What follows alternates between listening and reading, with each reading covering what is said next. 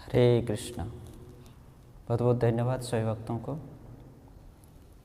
तो आज हम लोग भगवान के शुद्ध धाम भ्रमण की महिमा के बारे में श्रवण करेंगे। भक्ति विनोद ठाकुर ने इसके बारे में क्या कहा है उनके माध्यम से, भक्ति विनोद ठाकुर के उपदेशों के माध्यम से धाम भ्रमण के नियम को हम लोग श्रवण करेंगे। तो भक्तगण पवित्र धामों को भ्रमण करने के लिए जाते हैं। भगवान श्रीहरि तथा उनके शुद्ध भक्तों के दिव्य लीला स्थानों के पवित्र स्पर्श तथा कृपा प्राप्त करने के लिए। परंतु भगवान ने अपनी अधिकांश लीला आज से बहुत पहले संपादित किए थे, इसलिए आज हम उन स्थानों को उनके प्रकृत स्वरूप से दर्शन नहीं कर पाते हैं, क्योंकि आज उन स्थानों का कालों के प्रभाव से बहुत परिवर्तन आ चुका है।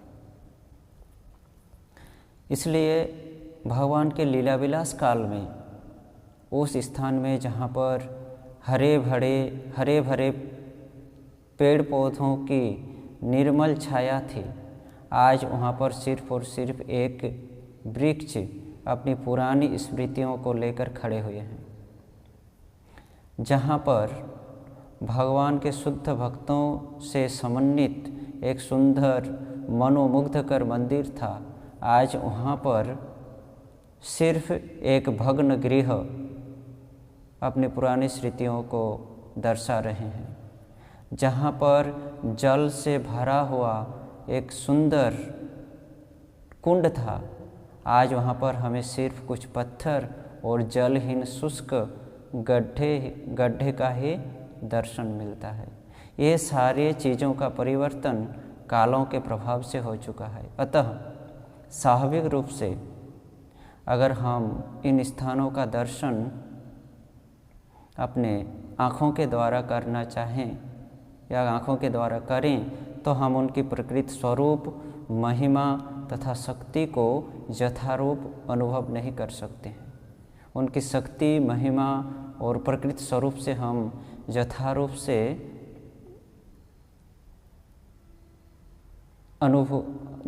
से अनुभूति हम हृदय में नहीं कर सकते हैं। हमारे हृदय में उनकी अनुभूति यथारूप से नहीं आ सकती है सिर्फ आँखों के द्वारा दर्शन करके।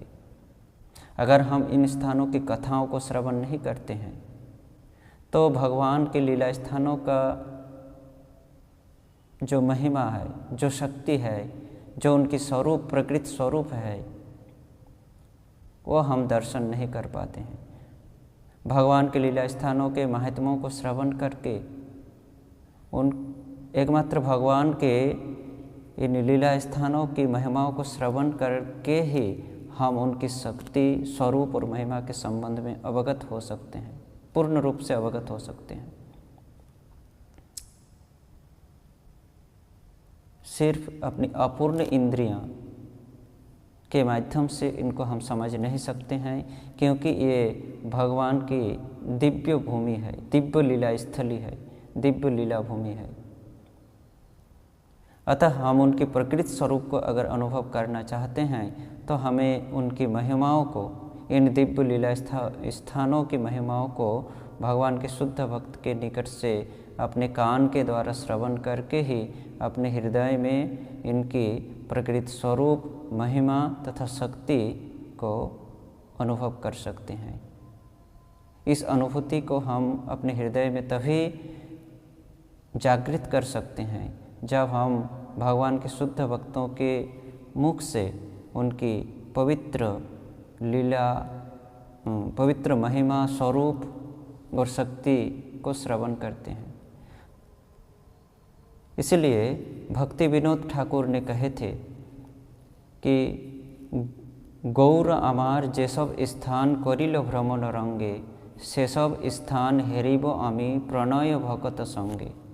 मेरे गौर ने, अर्थात गौरांग महाप्रभु, मेरे गौर ने जिन स्थानों को अति रंग यानी सुंदर लीलाओं के द्वारा भ्रमण किए हैं, सुंदर लीला करते हुए जिन स्थानों को भ्रमण किए हैं, हम उन स्थानों को उनके शुद्ध भक्तों के साथ दर्शन करेंगे।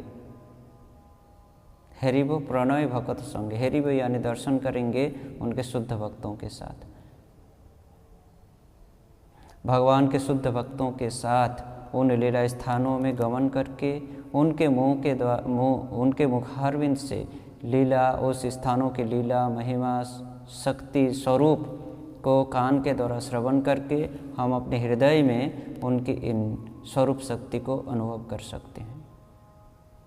इसके अलावा हम इन पवित्र धामों की महिमाओं को, शक्तियों को, स्वरूपों को पूर्ण रूप से अपने हृदय में धारण नहीं कर सकते हैं। बंगाली में एक प्रचलित है एक कथा कि विश्व कवि रविंद्रनाथ ठाकुर एक बार किताब में पढ़े थे कि वृंदावन में हमेशा बसंत ऋतु रहता है, वहाँ पर हमेशा बसंत ऋतु का अनुभूति होता है वृंदावन में। तो यह पढ़कर उन्हें बहुत अच्छा लगा और वो वृंदावन को दर्शन करने के लिए आए वैशाख महीना की भरी हुई गर्मी में। जब पश्चिम बंगाल से रविंद्रनाथ ठाकुर वृंदावन में आए वैशाख महीना, उस समय बंगाल से ज़्यादा गर्मी था वृंदावन में। साधारण रूप से वृंदावन में ज़्यादा गर्मी रहती है, ज़्यादा ठंडी रहती है अन्य क्षेत्रों से।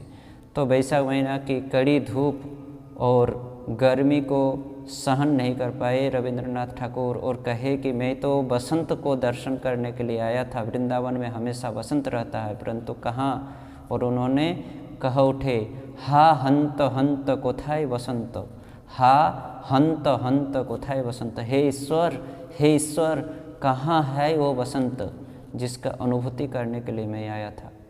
तो इस प्रकार अपनी अपूर्ण इंद्रियों के माध्यम से हम अगर इन दिव्य लीला स्थानों की पूर्ण शक्ति, महिमा और स्वरूप को जानना चाहेंगे, अनुभव करने की कोशिश करेंगे, तो हम उनके पूर्ण प्रकृति स्वरूप से अवगत नहीं हो सकते हैं। सिर्फ भगवान के शुद्ध भक्तों के साथ रहकर उनके मुखों से लीला स्थानों की महिमा, शक्ति, स्वरूपों को श्रवण करके ही हम इनके प्रकृति स्वरूप को हृदय में धारण कर सकते हैं। यही धाम भ्रमण का प्रकृत नियम है।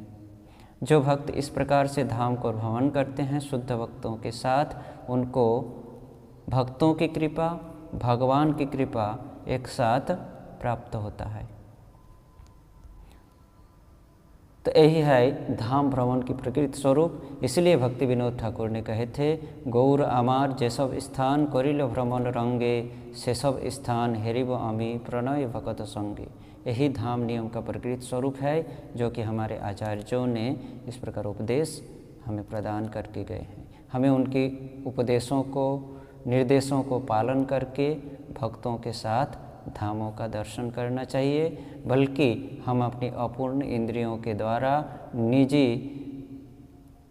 शक्ति, स्वतंत्र इच्छा शक्ति के माध्यम से हम इन दिव्य लीला स्थानों के महिमाओं से अवगत नहीं हो सकते हैं।